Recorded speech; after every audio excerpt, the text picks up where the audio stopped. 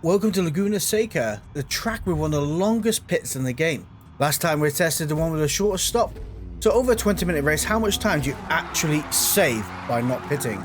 Start of this race, we are in position 17, so pretty much almost at the back of the pack. Coming down towards turn 1, we're starting to turn into a bit of a train. I'm going to try and hold the inside line and make this position work. The Hyundai decides there was room on the inside and they will just batter their way through. Thank you ever so much. Just one more. Just one more is going to be going gardening in a moment as everybody comes together, and the Honda Civic just goes, do you know what? Turning right is optional. Left is a better example. Coming around this section here, a little bit off power. Gone with the Audi this time around. Haven't driven the Audi in actually quite a long time, and to be fair though, to the Audi, it's not as pointy as a Honda Civic. I'm kind of hoping that there's no stop strategy at this track. Being in the Audi might be the better way of doing it. The Audi is kind of good on its tyres. A lot of the other TCR cars can be pretty harsh, and Hondas are pretty good as well, but mine's extremely pointy and I want to reduce the amount of slippage that can occur with these TCR cars. Honda Civic tries to look up the inside there, kind of an odd place to make a move at the corkscrew. Can be done, but not from that angle. At the other side, we're in position 14, doing rather well, coming up to the end of the first lap. Couple of fart cans up ahead, and hopefully we'll be able to disperse of those, or they will leave us behind. I'm not too sure. Honda Civic and the Golf end up having a meeting session on the corner of the track. Don't know what they were discussing, but can't park there, sir. Coming out the other side for the start of lap 2, we are 10 seconds away from position 1, and only 1 second away from the two fart cans up in front. Messing up the entry of the first, technically is it first, second corner, and brakes are a little bit weak. I've got to make some slight adjustments to the tune of this car, make it a bit more responsive, and hopefully that will then sort that out. But a lap or two of getting used to the way this car is again compared to the Honda Civic and the other cars I drive, we'll be soon back on it. And not too sure what the other tyres everybody else is on. I didn't really check, so there could be some people on hard, some people on mediums, and there may well be somebody on softs that's going hard to soft, who knows. Off the track and gaining a 0.1 second penalty because I really gained time from that situation there. Kind of a annoying but pointless penalty at the same time, if you get me. It affects your safety rating, but it's negligible unless you're right up the back end of somebody else's car. Like, you know, it's kind of, I'm not complaining, like it's not really massively affecting me, but yeah, little penalties like that are a bit annoying. Hey, I'm here, mate. I'm here. There's a car to your right hand side. Oh dear me. Coming out the other side for the end of lap 2 for the start of lap 3, we have Major Geezer behind us, and I think they're also in a fart can. I still don't know why the windows are not fixed on these cars, or they look open, or they don't have a window. Who knows? Maybe they just can't afford air conditioning in their cars. You know, cost of racing and stuff like that. Might cut corners here and there, save a bit of weight, fair enough. I mean, these cars sound like 3-cylinder engines, so it could be well with the fact that they also couldn't afford the extra 4th cylinder. Who knows? Coming out the other side. And you know what, actually thinking about it, with these Hyundais, we have 2 different sets of Hyundais in this race. Totally different characteristics of the cars, totally different engines as well. I've got to say the Elantra is quite pleasant to drive, and I've actually got to revisit it. I haven't driven that car in a little while. It's kind of weird that you have the Elantra and you have this car as well. Yeah. It would be nice to see the Cupra Leon as an addition to the TCR series. That would be quite nice. It would be a very powerful car. It would be like the Golf, but better. I don't know. I think it would be a nice addition. Let me know down in the comments below if there's any other additions that you would like to see added TCR car wise. I can't think of any off the top of my head that are not in the game at the that are actually in the real motorsport. Anyway, coming down here, second gear, start of lap 4. Everybody on the leaderboard is rocking a penalty of some sort. Our tyres are looking reasonable. I think we may be able to pull this off. Again, the objective of this race is to minimize wheel spinnage and slipping and anything like that. Be smooth, precise, and just save as much of the tyres as we can overall. Hopefully that will benefit us towards the end of the race. So we're not fighting for positions at the moment. As you can understand, we're kind of in a race of our own. A race against time itself rather than the cars on the track. I think pitting here takes almost 60 seconds. That's including going from the entrance, going in, choosing your tyres, and how long it takes to get out the other side. So we're going to have to keep an eye on that. And at the end of the race, have a look at the leaderboard and actually how much slower compared to the faster cars of the track. And how much time did we actually save? If we saved any time, we actually might not make it. Anyway, coming out of the side, we are 1.6 seconds from just one more behind us, and 1 second away from Major Geezer. It would be kind of nice if I was a bit closer to the car up in front. A bit of slipstream would be beneficial to this car right now. And we have a Mercedes in front of that. You don't see the Mercedes all that often, which is quite nice to see. Mercedes, as far as I understand, can be pretty difficult on tyres. It's can be a bit tyre hungry. Although I haven't driven in a little while as well, so I'm going to have to see, since the BOP changes and everything like that, actually how that car performs overall. It seems to be a bit of a sleeper. It doesn't seem to lose, but it's not all that popular at the same time. Annoyingly, we are losing a bit of time away from the car up in front. Just one more is actually catching up to us here, so I might surrender and let them through. Let's just hope that they be contactless. I don't know. You never know your luck. Seems to be far better situation than what we were on lap 1, and they're not making any silly moves at the moment. Coming through here, kissing that curb. Yeah, I hit the sausage. It can be pretty brutal. Those are just one more, and a Honda Civic, which is going to be... This is going to be dicey, isn't it? Anyway, I'm not trying to... Jams. Okay, I'm turning into a bit of a sandwich here. It's not a great place to be. I think the Honda Civic's going to have to realise backing off might be the smarter option, rather than barreling through on the outer part of the track, which is just really not grippy at all. Holding the inside line of this corner here, bit of an understeer. The Honda Civic does the old switcheroo, and through they go. I'm going to tuck in behind them and get them to pull me down this straight. They're going to be quicker out the corner than myself, probably because I'm a better tyre compound. And yeah, that will be that. I think everybody's starting to bottle up because the Mercedes is now having a moment with Geezer. One more is going side by side with Geezer, and the Honda Civic is like me, just watching all this unfold up ahead and just keeping up with the times, really. To be fair, MJ is rocking a 1.1 second penalty. I don't think it's going to end off all that well up in front. Sometimes I understand the defending, but we're only halfway through the race, give or take. Just one more has gone Sandcastle building, though, and put a little flag in there. It'd be absolutely beautiful. Coming through this section here, got to go through a little bit quicker, but we're in one piece. I'm actually setting a better lap time. I mean, best lap up now 132. Yeah, that's not bad. Could be better, but consistency is what really matters here. That we keep setting 132s to late 131s and keeping our tyres in a reasonable shape. Nobody's pitting yet.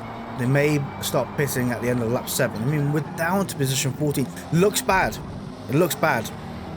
But there is method in the madness. I mean, we're halfway through the race. We started off in P17, I think it was. We gained quite a bit thanks to turn 1. And we're starting to leech back ever so slightly, little by little. But if everybody else is on the medium tyre compound, it's kind of expected. Thing is, we don't want to leach back too far. I've got to make sure that we're no more than, at the moment, we're going to be at that 30-second mark away from RMS. Pucks are up in front. And you've got to bear in mind, if they pit halfway through this race, I think it takes 50 to 60 seconds to pit here. We need to be on the better half of them coming out of the pit, so we want more time as they exit the pits than when they enter the pit, so we may not be in that position there, because if they pit halfway through the race, we still have another half to go. Whilst they're on a better tyre compound, they can start to make up. What is going on here? They can start to make up time whilst my tyres are absolutely destroyed. I'm just going to be losing time, so yeah. It is what it is. We're going to find out when we get to the end of this race. There's a few people in the pits at the moment. 2 cars up ahead are not pitting, but they are going side by side in the final corner. The Mercedes actually came out on top. It's a good, strong car. Crossing the line for the start of lap 8. We have made a couple of places now.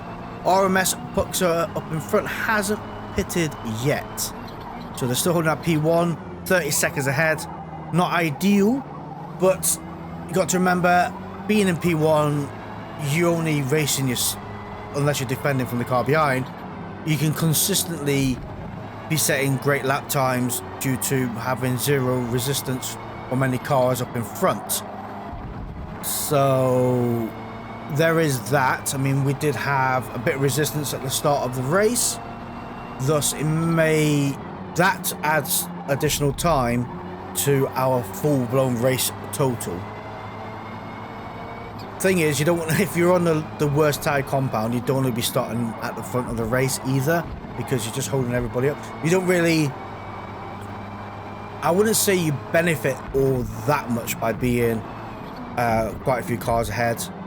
It's kind of beneficial to let everybody disappear off, and then you can set consistent safe lap times and be fast in that regard. I don't know, let me know what you guys think. RMS Puxer has gone into the pit, so is the Honda Civic. So we're behind Nick in the red Mercedes. Nick may well be on hard tyres as well, because they're not pitted. And being as consistent as myself, there is a few cars in the pit line. Look at that, we're up to P5. Doing rather well. Now, the thing is, they're going to be about another 15 seconds until they get to the pit exit. So we only have a little bit of time, which is not good. Car behind ECH Vady has a 2.7 second penalty, has already pitted. So they're going to be catching up to us rather quickly. We are 59% on the front tyres. Rear tyres are negligible, they're not doing much, just following along. We have to be mindful of that. What I need to do is start catching up to position 4 up ahead. And if we do manage to catch them up and start overtaking, we lost a little bit of time there. They may well be in a situation that they could hold up the faster cars behind whilst giving me a bit of a break to get away. Who knows? You never know. It would be kind of helpful if that was the situation. But P5 up to now, pretty happy with that. Just got to make sure we don't lose too much time as we go through the latter half of this race. 4 seconds from the car behind, coming to the start of lap 10. So 3 more laps after this to go. I'm trying to work out really how much slower we are compared to the car behind. I think we're about 2 to 3 seconds a lap slower. They will be able to overtake us rather quickly, but if you add in their penalty as well, that's 6 seconds give or take. 3 laps, we're 3 seconds down at the end of the race. If that's the case, you never know, they might also fall off the track, so that benefits us. You know, coming through this section here, really trying our best to maximize our time. We're setting a 132.4, which is rather good. I think 132 for hard tires is a great place to be. And give credit where credit's due, Laguna is kind of fair on the tire compound you're using. So, bit of a moment there. But, I mean this by that if you're on soft, medium, or hard tires, you're not at a massive disadvantage being on a harder tire compound compared to some other tracks where a soft tire compound really does excel. I'm going to let ECH Vady through the inside there. Hopefully he can drag us along a little bit. Beautiful move right there. And RMS Puxer behind. 2 seconds away. May end up to start at lap 11. I'm trying to look at the map. And it's just RMS behind us. And then it's a clear valley again. We may end up finishing this race in P7. Front right hand tyre is about to click on to minor wear. I'll be on it now. And we have 2 more laps to go. I kind of hope that these tyres will last a little bit longer. Maybe lap 12 we went on to minor wear. The last lap is going to be very interesting is all I can say. Hopefully this Audi will be consistent. I'm going to hang over to the right. Let RMS Puxer through. And have that position. I don't want to be battling with a leading car. They're going to be much faster than me. It's not the fact of I should be defending. I could defend. Whether I could hold them off for the entire race, no. They're going to be able to make a move in a tighter corner quicker than myself.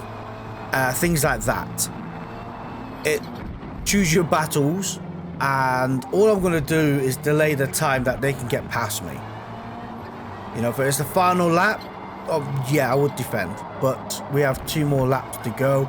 And defending from the car behind will only invite more people to the party. And we don't need that. We really don't. What we do need, though, is keep Zero away. I haven't raced Zero in a long time. I haven't seen him for a long time. So, Zero, if you do see this video, how you doing, bud? And me and Zero have raced many times. Very quick driver. Talking about quick drivers, that Mercedes is holding me up, Beto. 2.5 seconds away. Very consistent. Credit where credit's due. Nick IT 72. Someone's quit the race. A choo-choo. If I pronounce that name wrong, that's funny. That's all I can say. But that's all I could think of when I saw the name. 4 seconds away of rocking a 1.7 second penalty. Oh, we're talking about car in front, Urban Racer hasn't pitted, 20 seconds ahead. That's interesting because 20 seconds ahead, that is a one hell of a run. And not pitted, their tyres must be, they must have been pushing hard. But the tyres must be kind of wrecked. Me and Nick up in front have been pretty consistent with our times. I have been leeching away from them, sadly, but I think when this Audi clicks onto minor moderate wear, might come into its own because the drop-off isn't really that effective on the Audi. I think it handles the tyre wear really well. What's not really good is Ciro's right up my back end now. I didn't realise how much time I've lost through that section, how much time they've gained. Ciro, you're in the fart cam. Wrong choice. I think there's something going up in front because Nick's caught up to 2 cars and I'm not sure what's going on because I'm actually reeling Nick in rather quickly. Oh, my tyres are red. That means I'm moderate wear, blinking away, and the front left-hand tyre is really not going to be too far behind. There it is, clicked on it himself. That's interesting, really. Those 2 cars up the front, their tyres must be ruined. And they're keeping well away. Thing is, if I did what Urban Racer did, let's say I started and set a very quick lap time at the beginning of the race, possibly went with a Honda Civic, for example, I'll probably be where Urban Racer is at the moment. But I thought, you know, give it the worst case scenario. I start pretty much at the back of the pack. Car I'm not so quick in. Not too sure why the Honda Civic is swinging left to right defending when the car, you can see them understeering like anything and not being quick at all. You know, choose your battles. And they're rocking a 2.2 second penalty, so, you know, I'm behind you. It doesn't make a difference. Okay, so an Audi and Nick up in front. Annoyingly, Nick doesn't have a penalty. I'm going to see if I can make an old switcheroo move here. It's going to be kind of hard with this Audi. I don't know where everybody's going. Alright, we have Audi, Mercedes. So we finished this race off in P7. Can't really grumble at that. I think we've done rather well, especially when the tyres are absolutely destroyed at the end. Crikey. Oh, we got P6. Oh, Domin had a 1.9 second penalty. Crikey. So overall, let's have a look. So the fastest race total was 20.6. A few quitters there. Our race is 20.23. So overall, compared to the really fast leading cars, 13 seconds worth of difference, and that could be from the start line as well. The shenanigans we had at the beginning of the race. So overall, I think we did rather well, and it goes to show that really, I think you would probably benefit by doing a no-stop strategy. Just make sure you start further up the pack. Thank you all for watching.